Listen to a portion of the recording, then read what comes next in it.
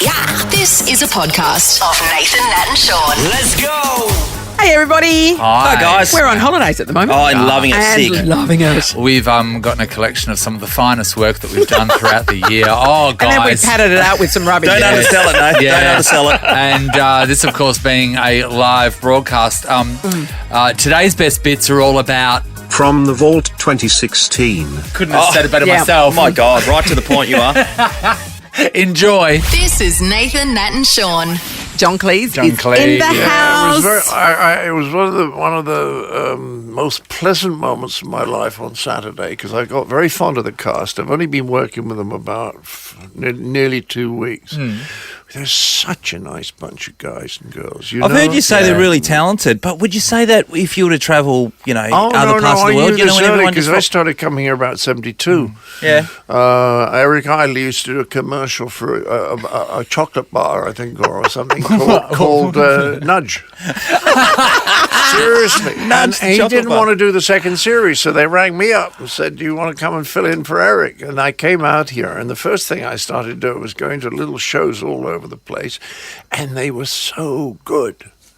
And I was astonished at the quality of the acting. And I would meet them afterwards and tell them how good they were. But none of them could make a living here because the population's relatively Yeah. And the industry's sort of, not as huge as it was. No, but I saw how good they were. And then about 25 years later, Hollywood noticed, right? Yeah. Yeah. You think of the number of Yeah, they're Oscars. overrunning I know. now, aren't they? Yeah. So I said, when they said, let's do this open in Australia, I said, well, there won't be a casting problem. And they all said, are you really sure? And I said, absolutely. I was so proud of that cast. And I saw them Saturday night, which is first night. And there people get anxious, and the audience on first night's a bit odd because there's a lot of invited people and it can be sticky. Entitled people. And they went out and they did a phenomenal performance. I couldn't believe how good they were, and they kept it the whole way up, the whole of the first half. Yeah. And I was so proud of them. I said, I'm not going to watch the second half because it might go off. I've seen enough. Go out on a high. So I went in my dressing room and put my feet up, and then went on at the end and got hold of Stephen Hall's hand and held it up like he was the new heavyweight champion. Oh, yeah. Well, That's talking about fantastic. impressive performances, I'm going to give you your headphones right now because I want you to have a listen to this. Ever since we knew that you're going to be on our show, I've been checking out not only clips of you, but clips of your daughter, Camilla. Oh, good. She is bloody funny. She is great. She's a stand-up comic, and also she's doing a lot of comedy skits out there. I've watched so many of them. They're really clever, really off-centre. You can tell she's your daughter. So for people that haven't heard Camilla do stand-up before, here's a bit of what she does, and it's about you. That's nice. I got a surprise recently. Very exciting news. We have a new child in the family. My new stepmom.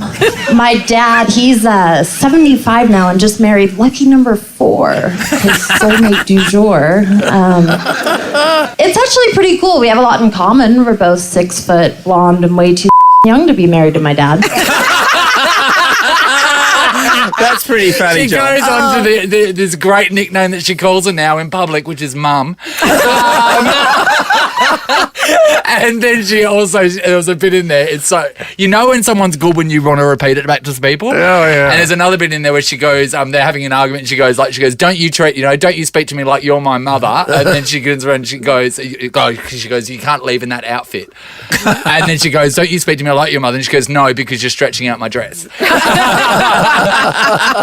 She's great. She's really, really good. And the nice thing is she's got exactly my sense She of does. humor. Yeah. And also this lovely new wife I've got. They both got the same sense of humor. They're very, very naughty, just like me. Nothing sacred in your household, is it? What? Nothing sacred. No, not really. Yeah. Except for the cats. Yeah. But, John, a lot of people might find that offensive, when you got to be politically correct around people or you don't want to offend someone. It's the politically correct people that one of the problems about them is they don't have much sense of humor themselves. And a sense of humor is a sense of proportion. I knew a psychiatrist who used to talk about people having a loss of sense of humor problem, you know? Yeah. And if you see how ridiculous life is and everyone competing for no good reason because we're all going to be dead anyway. Yeah. And it's not, people having enormous quantities of money and then being completely miserable, which is very satisfying when you see that. Isn't that? Everybody's crazy here and you can't take it too seriously unless people are in real pain. Yeah. can't laugh at someone who's in real pain.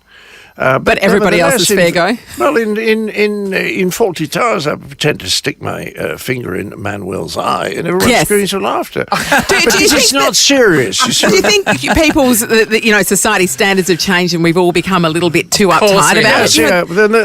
Do you think Faulty Towers would be made now? No, a lot of that wouldn't. You couldn't, for example. Be too offensive. Well, there's two ways of criticising people. There's either a frontal way, you criticise them, you attack them, and you might do that humorously. And the other way is to become them and to say the things that they say, but being ridiculous and therefore discrediting what the character turning the mirror on them, But when we had, for example, Alf Garnett in, what was it called? Love Thy Neighbour. Yes. No, Till Death Do Us Part. Isn't that right? Yes. And he used to enunciate these very extreme right-wing views. Yes. And there were some people who said, well, thank God at last this is being said on television. They didn't realise that they were being ridiculed. Yeah. So you can't cut everything out that might offend anyone, because then the people who are relatively normal won't have much to laugh at. Exactly. And it seems that all the offended people seem to be on social media. Are you on social media at all? Yeah, I am a bit. Are you I follow you on Twitter. Yeah, I have arguments with them because after all, I do know a bit about humour.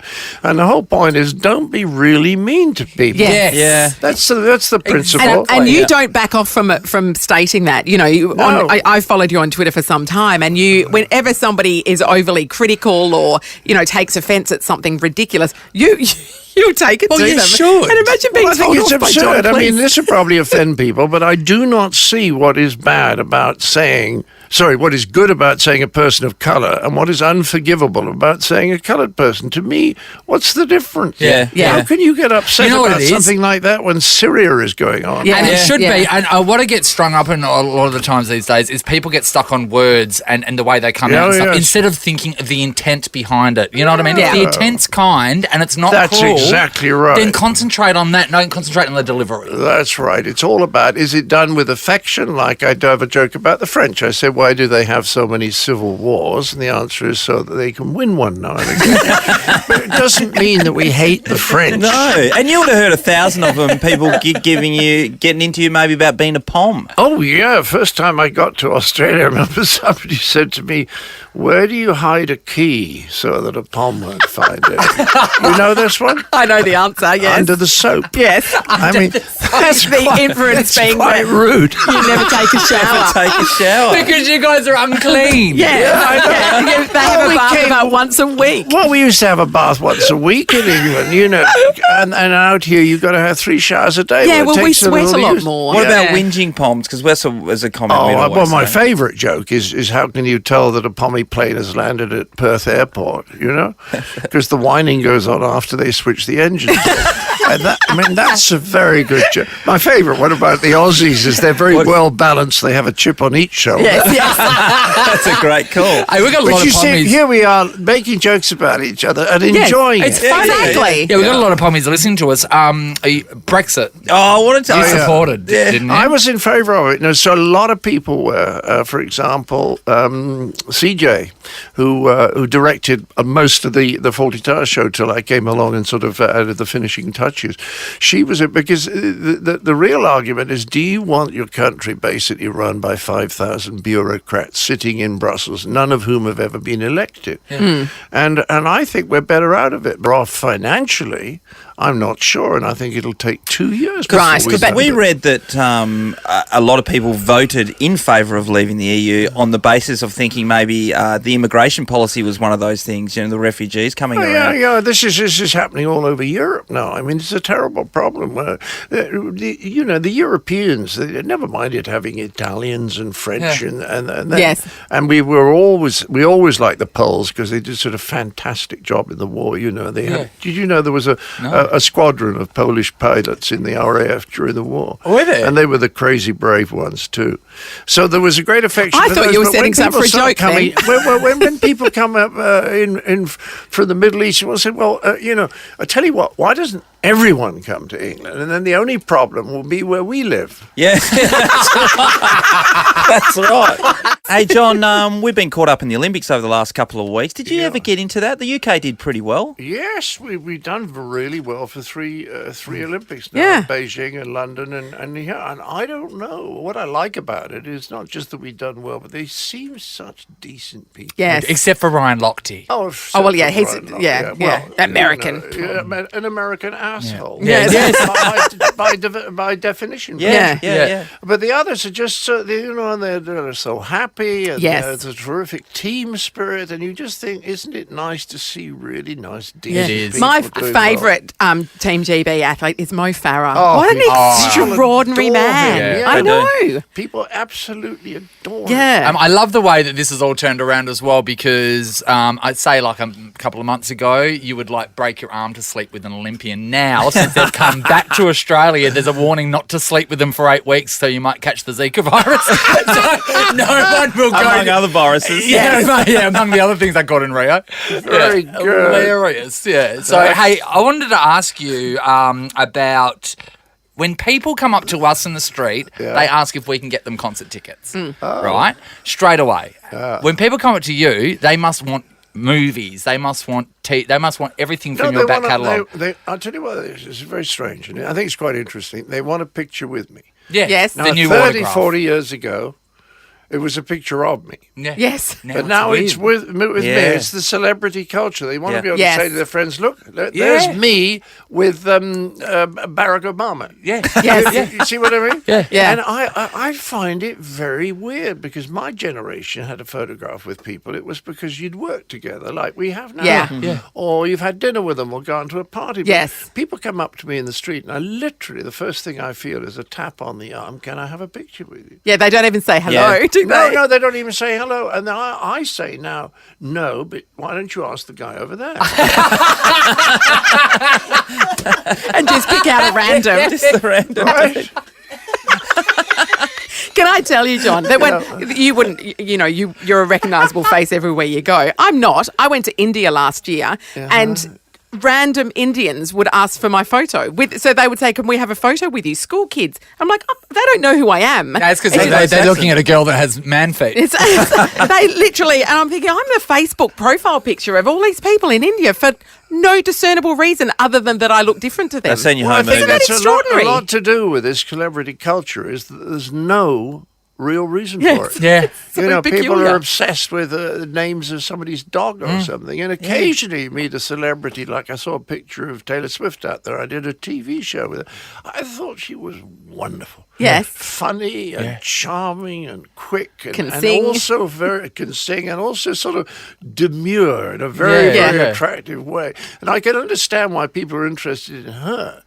But when they're interested in people who are number 3 in a not particularly good sitcom, I mean, why would you be interested? Would you not have anything in your life other than this? Think about it though. We're all before we sit down and eat a meal these days, we take a photo of it. We need to. Yeah. People So it's not have just celebrities. People have a need to record everything. For some reason, they feel like we're all interested. But and And record we're it not. to the detriment of the experience. Yes. Like they, so they're taking pictures of stuff rather than just doing it. Do you take photos of your food? Sorry? Do you take photos of your food? No, I have to say I don't. No, I don't take many photographs except of the cats. Yes. My wife takes fabulous pictures of our Why the cats. cats, John? I'm not a big fan of cats. Aren't you? No. Oh, we were getting on Because they're very arrogant. Yeah, well, I know, we they're just find like, that they do their own thing. dogs lick their bums because they don't know any better. Cats lick their bums because they can. And there's something deeply disturbing about that. That's very good. All right. There's a picture. Your cats have lovely eyes. Oh, that's Look. that's Yeah, that's a Felix. great photo. That's a guy. Felix. He's the one I poo shamed. Did you see that? No, what He happened? started pooing on the balcony, and I took a photograph. My wife took a photograph of him in the act. And we put it on the I did internet. see that. And he was so embarrassed he stopped. Here we are.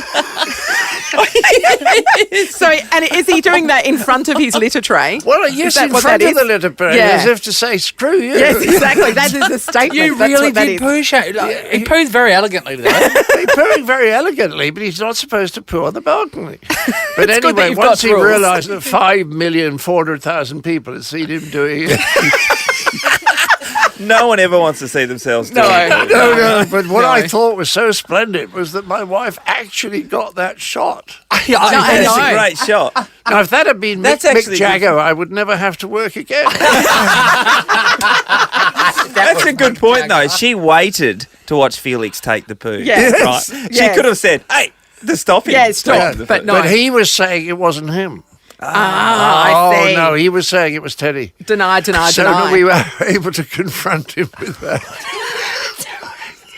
That conversation go. it's pretty full on, Sean. It's a bit personal. How many cats do you have? We got four, three Four, are yeah. Maine Coons, and they're absolutely enormous. The biggest Yes. is 22 pounds. And then That's there's 10 kilos. I know, he's absolutely huge. I mean, it's quite funny because plumbers come in or electricians come into the front. These big butch guys come in and they see the cat and go, Oh, really? Because but they're absolutely sweet, but they're huge. Isn't and the that other ones are ragdoll. Ragdoll. Do they have, the Maine Coons have extra toes? No, 'Cause I had a friend who had a Maine somebody Coon. used to connect. Ernest Hemingway used to collect cats with too many toes. Yes. I had a friend that had a Maine Coon with too many toes. I don't know why, but I feel like, and I always have feel like more than 2 cats is too much.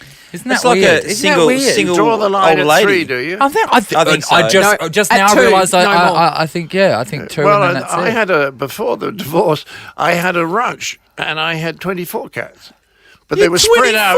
24? So did you lose the cats in the divorce? Yes, she got custody of most of them. Wait, there 24 cats. Explain this. Well, I had a little ranch, and it was wonderful. And we had cats all over the ranch, in different parts of the ranch. You know, 2 here, 3 there, 5 there. And, How big was the ranch? A metre by a metre. they're very good with llamas. They know how to herd them. Cats Cats do. can herd llamas. Well, no, True. I made that up. They totally would have believed it. They would have believed it. I've got alpacas at my mum. Well, my Have mum you? and dad do. Yeah, well, they're similar, aren't they? Spit and They're stuff. related to Kerry Packer. Yeah, they are actually. Yeah, but they didn't get any of the I didn't money. get any of the cash. That's disappointing. Should have got one of them. You do. So Got a bit of money out of it. You had a ranch with 24 cats on it. Yeah, true. Did they all have a name? What? Did they all have a Oh, name? they all had a name. I knew them all well, yeah. I knew them all well. I just love them. I just think they're great because dogs are little Nazis, really. yeah. Dogs come along and say, "Ooh, master, who should I bite next?" You know, they can't wait to please their master by Yeah, well, that's biting good. someone. Well, not whereas necessarily biting someone, but please their Are you master. hanging around with dogs or You know? wolves? No, dogs. They're just they're little Nazis. They want to enjoy the sort of canine youth movement. Yeah, but cats get in your house and they think they dominate and, Yeah. and own They the whole own the joint. area. Of course, but they let us live there. Barely. Begrudgingly, they let you live there, don't Well, they? that's Don't all forget right. that. That's all right. You keep in with them, they'll behave very well. Do you have horses or anything at the ranch when you had Oh it? yeah, we had lots of horses. I had 2 llamas. I had alpacas. I had a goat. Just a random goat. Goat, just the one lonely You must goat. have some chickens floating around. Oh yeah, surely. we had lots of chickens. Yeah, and I had an aviary. It was a wonderful, wonderful place. Now I have a 1-bedroom flat, 1,100 square feet. With 4 cats And a that poo on the mortgage. balcony. And a mortgage. I remember seeing you perform, I think at Montreal, and you said, I'm basically doing this tour because I've got to pay for the divorce. Is that been the reality for Absolutely you? true, of course. Well, you know, when somebody, the judge, basically you split the property. But you see, the ridiculous thing is I'd already given her half a house, but you don't get any credit for that. Yeah, right. Do you see that that's Yeah. become her property? Yeah, okay. You Yeah. see what I mean? Yeah. So you don't you don't do very well. And even after she kept 2 of the properties and we sold the other 3, but even after that, you've got to pay a lot of money. You've got to earn a lot of money. You just hand it over, and that's why I started doing tours. It's amazing though, because we have a skew perception of. We spoke to Steve Wozniak yesterday, co-founder of yeah, Apple, yeah. and we were under the assumption that he would have $200 million in the Well, bank. yeah, Yeah, that's what it was reported. But we found out that he actually gave away all of his money because he wasn't interested in making money. He was interested in putting technology out of the road, and he had to pay off a mortgage. And hearing that about you as well, I automatically would think from Faulty Towers being played everywhere all the time, from all your movies, you would have royalties and stuff like that. Yeah, I do have royalties, but you see, when you've got to find something like $10 million, that's a lot. Seriously, that's a lot of coin. Are you still paying going out on tour? No, let me tell you, going out on tour was good because you knew when it started, you knew when it finished, and there would be a guarantee. And if you did well, you get a bit more than the guarantee. So you knew the money was coming in. Otherwise, you'd be sitting there shaking with fear, waiting for the phone to ring. You see what I mean? It's amazing. So are you still paying support to all of the ex-wives? No. That's all done. I finished that about a year ago. But there's still a small dent in my finances. It does show how that you've got an amazing sense of humour to be married 4 times. Well, it's so far. The nicest thing and I want people to enjoy this, is at the age of, I think I was 68, I can't remember, something like that, I met the love of my life. Aww. Now, that's encouraging. I want people to know, just keep trying. That's right. You just eventually.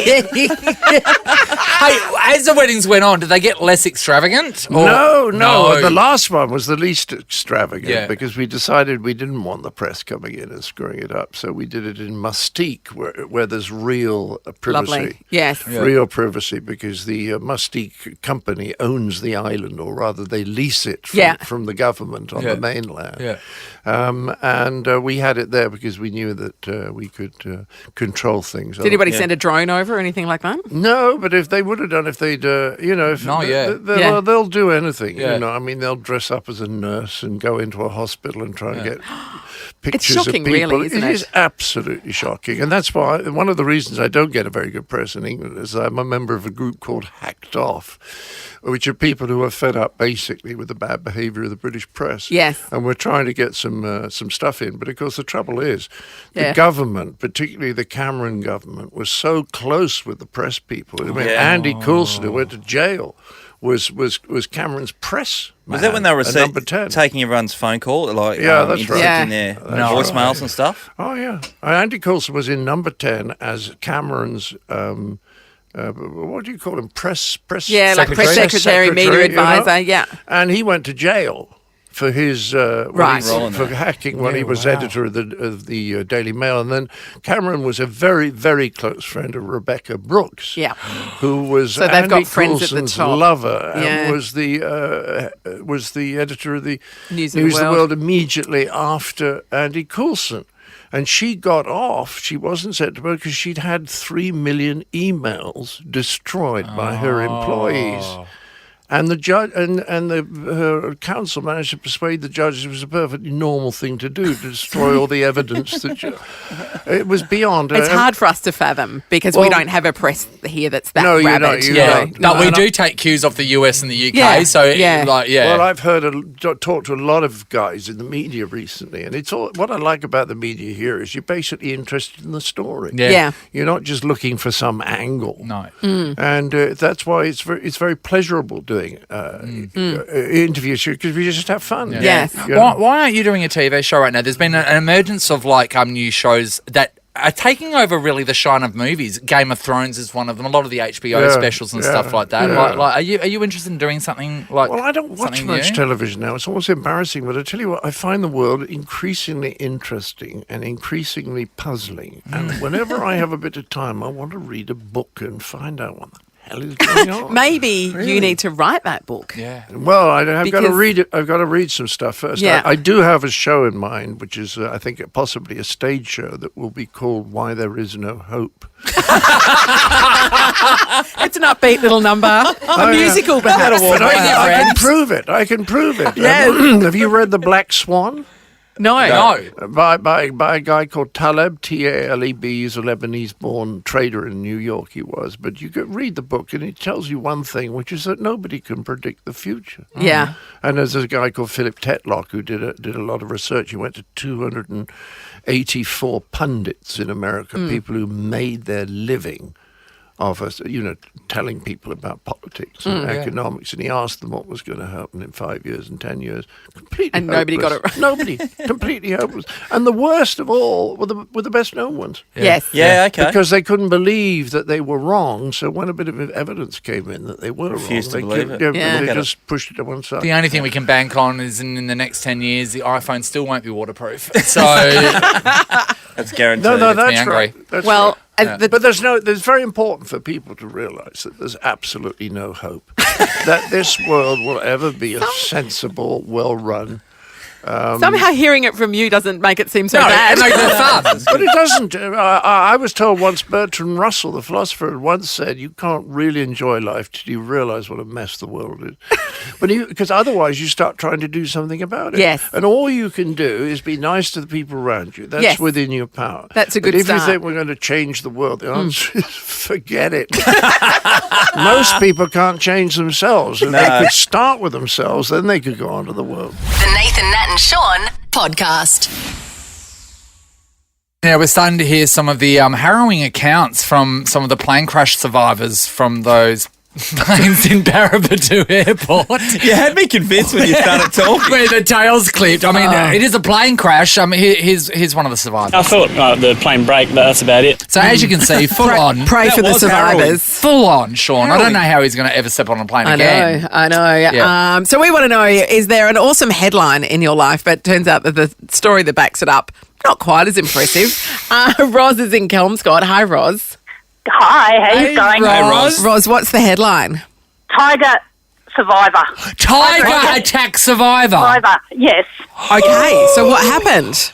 So we were up at the Bali Zoo enjoying a nice little play with the baby tigers up there because there was nobody else around. So we got to spend about half an hour with these tiger cubs. That's Unreal. awesome. And yeah, it was. And they were licking the salt off and everything. And then one of them decided he was getting really friendly and really playful and bit me on the arm. So I had a whole drop of blood come out. Oh my God! Roz, Did you? So you were savage. So what? I was. Of course, you would have gone to the emergency room or something. Oh, I did. I went straight down to the Bali there. hospital. Straight there, and they took both your kidneys out.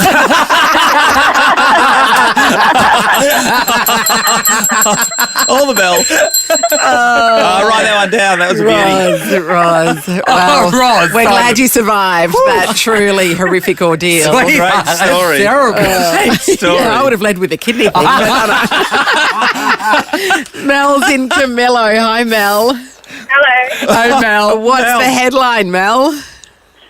Woman gets lost, found in another state. Oh, my God, this is dramatic. What happened? Excellent. I was on a family vacation in Queensland and had to take one of the family members to work. Got lost and ended up in New South Wales. But You drove that far. well, we were in Coolangatta. Sorry, Yeah, you yeah. didn't drive that far. So it's just a 10-minute drive over the border because you got lost. I got lost.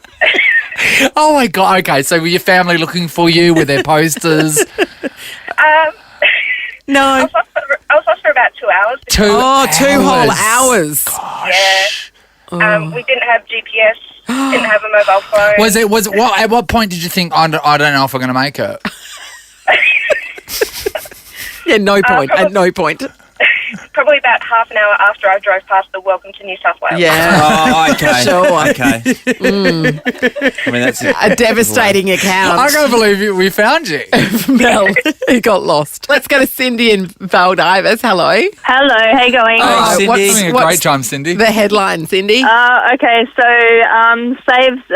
Gosnell's volunteer firefighter saves a house in the Kelmscott Rolling Stone fires. Oh, that I mean, that's Heroic- amazing. Heroic I know tale. that. Okay, so what actually happened? Yeah, so my fellow crew members couldn't get in to where I was looking after a house on asset protection because a tree had fallen down over the driveway. was yeah. So the fire was raging down the hill, but it just happened to change direction because the wind changed. So But you were just happened there. to be there to take all You the were there. glory.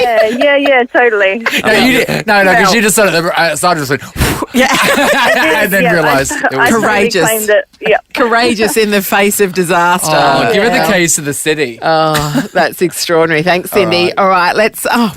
One of our little friends. Yes. Leno. He used to live with us here, but now he lives in Sydney. Hi, Leno. Hey guys, how are you? Hey, Leno. We miss Okay, you. now have you got a story for us? Yeah, so look, as you guys know, in the radio world, you see a lot of news stories, and quite often, and no disrespect, car crash here or fire there or whatever, and quite often you can skim past those stories, but I saw this headline here in Sydney, which was 2 trucks and cyclist in crash. Oh. And so your mind immediately races and you're like, oh my God, the guy's squished between the trucks. Absolutely. Or Yeah. maybe one truck hit him and bounced him into the other one. I'm I don't know. thinking he's sandwiched in between both of them. That's what I would Yeah. think. Yeah. Exactly. No, it turns out the 2 trucks had a minor prang and he rode into them.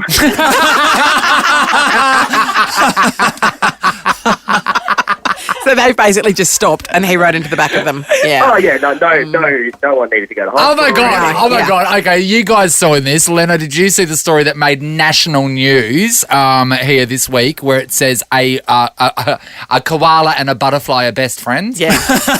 But it wasn't. Like a koala was just sitting there, and a butterfly landed on its nose. And they took a photo of it. That's No, they filmed it. It was They a video, filmed it, and they're talking about it's adorable, but they're not lifelong best friendship. friends. Like They're not best friends. it wasn't just a butterfly landed on a koala's nose. Yeah. The end. The end. There was no they weren't watching the Gilmore Girls together. They weren't plaiting one another's hair. Like I do with There was Leno. no friendly pillow fight. Like No. they're not best friends. Yeah. Anyway, By that logic, I was best friends with a huntsman last week. What do you mean? You're so small you could have rode it to work. it's always a pleasure, Leno. Thank you. work, Leno. Nathan, Nat, and Sean.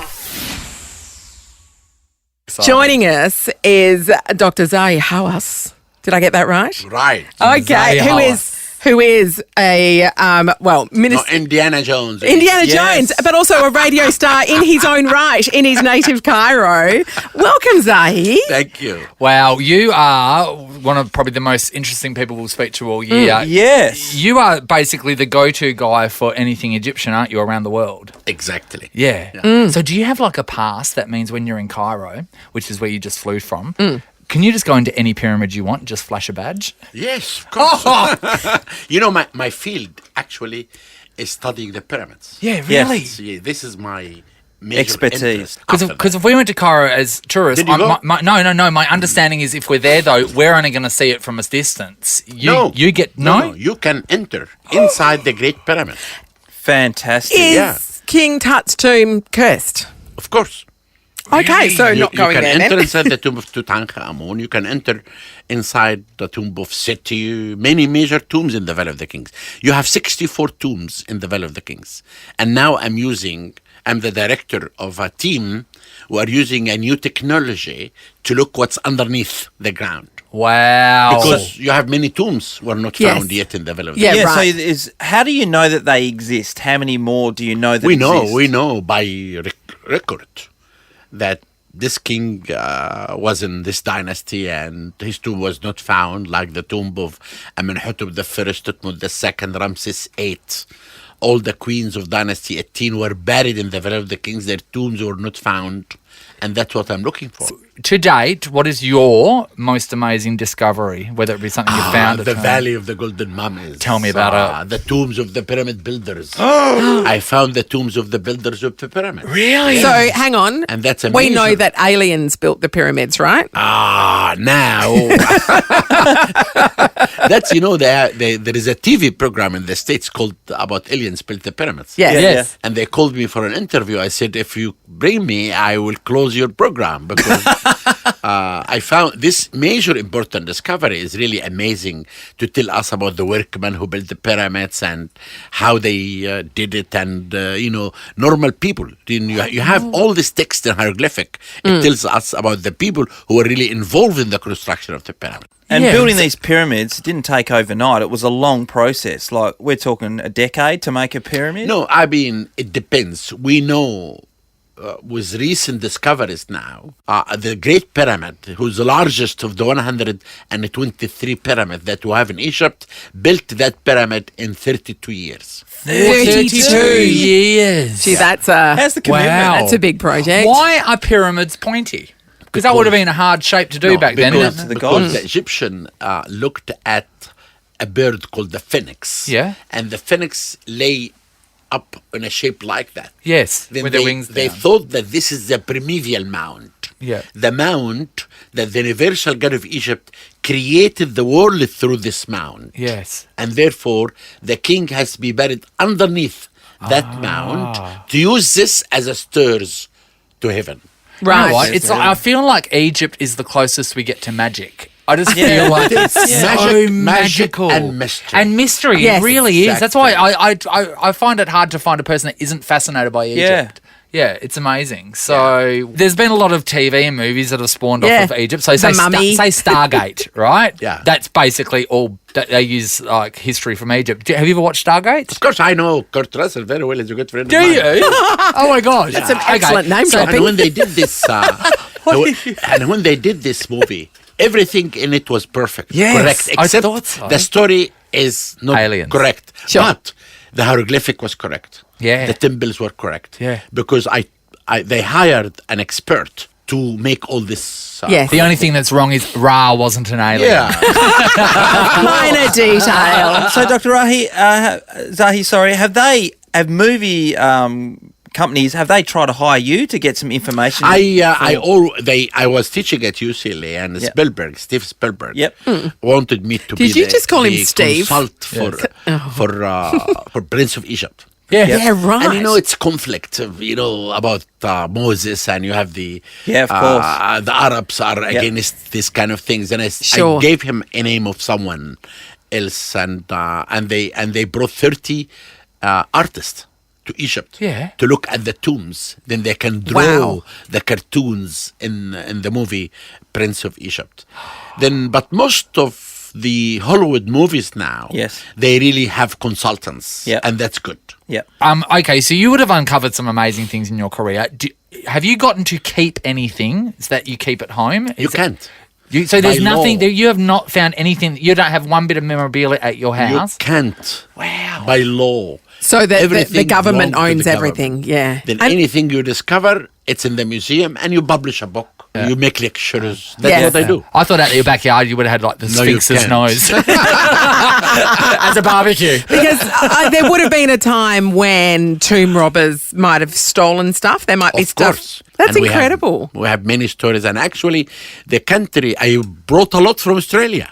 Many. Did we have artifacts. heaps here? Yes. Did we? Yes. From It was auction Molly sold Meldrum, in wasn't it? Sydney, and I stopped the sales, and I brought many things back. Do you have to buy them back if No. you see them in another country? No. Can you I just go and take them? I have to scare them to bring it back free. You have to Yeah, scare wow. them. Scare them. So You go, I've got the curse. Zucchini. Once there was a lady from Canada. She had a statue, and she wrote to me to say, I have this statue, I bought it from England, and I would like to return it back. I said, okay, please give it to the embassy. And she wrote to me, said, but you have to pay me the 10,000 sterling that I for it. paid. Yeah. I wrote to her, I said, it's your fault. This statue has a curse. If you leave it in your home, it will kill you. She took the statue in the morning to the embassy. Well, bring me the person that's going to hold on to it. Maybe he's wrong. It sounds like every day is so interesting for you. It is. It is interesting. Well, people are absolutely fascinated with it, and you've done nothing but ignite that even Thank you very further. much. Tutankhamun, his tomb and his treasures. It's on now, everybody, at PCEC. Go and check it out. Tickets from That's really my advice. ticketek.com.au. Go and see this Yeah. amazing, the tomb of Tutankhamun, Yes. to understand about the discovery and Howard Carter and touch the gold and wonderful things. It is amazing. You are We could talk to you all day. Thank you for Thank coming you so in. much Thank for you. coming in. It's Okay. been fascinating. Wonderful. You're listening to Nathan, Nat and Shaun.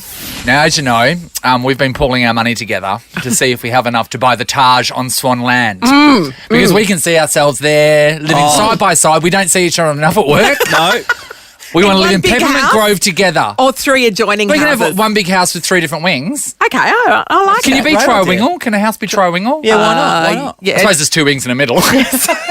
like a butterfly. Why not? You In know? the middle. Okay, thanks. You know, the guy who's selling the house is William Porteous. Hi, William. Hi, how are you? Yeah, good morning, William. William. William, we're excited about this potential purchase. Can you run us through the features of the land? Well, the land originally, when they bought it, we amalgamated 8 blocks. 8. And 8 blocks, so it's just over 6,500 square meters of land. I don't know, is that going to be big enough for us? Yeah, I We're think a bit it'd be worried fine. about that. We're going to need some room for the affinity How many pool. tennis courts could you get on that, William? Well, you could probably get tennis courts. You get about 9. Okay, Yep. yeah, that might be enough. Might be Yep. enough. 3 each. Is it big enough to just have a demountable and then just like a football oval for Sean? Yeah, sure. You can put on whatever you want. You know, you can put teepees up on it. I don't think the neighbours will be happy with that. I mean, the council that just pulled down the what was going to be the mansion, TP's probably not going to cut it. William, can you tell us the original price of pulling the 8 blocks together? Yeah, it was just over 23 million. Wow. Okay, so And so they bought that in 2006, 7. Yep. that's 23 And, million. yeah. Yeah, so but they bought it. It was originally the whole land was a lot larger. It was owned by Warren Anderson of Boston Nominees. Yep. And then he subdivided all the land when he decided not to build the house. And so we sold off 21 blocks. Jeez. It's a bit of money This there. whole I'm guessing. world intrigues me so much. What sort of buyer do you think that you're going to get, William? I mean, there's us 3 that are interested, but Well, who good. else do you think? Any legitimate? If I've got 3, we're almost there. So, is it going to be divided back up into the 8 lots, or are you selling it as one No, big well, package? can I tell you, at the moment, the zoning is R10. So you get 6 blocks plus a bit.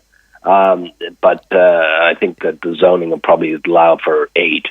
But we at the moment, the Oswalds have instructed us to try and sell the whole lot as one. One package, yep. Yeah, and but because it's going to take about 6 months to subdivide it. Yeah. Right, Title. okay. So the property is reported to be worth about $30 million. Do you know what the stamp duty on that is? Because, I mean, the 3 of us have got We need to consider that. Really about 1.5 million. 1.5 Yeah, million. it's manageable. Stamp duty. It's manageable. So Wow. can you arrange that and give me a check? Yeah, I just have to run down to Banquest. Nathan, Nat and Sean is a Nova podcast. For more great comedy shows like this, head to novapodcasts.com.au.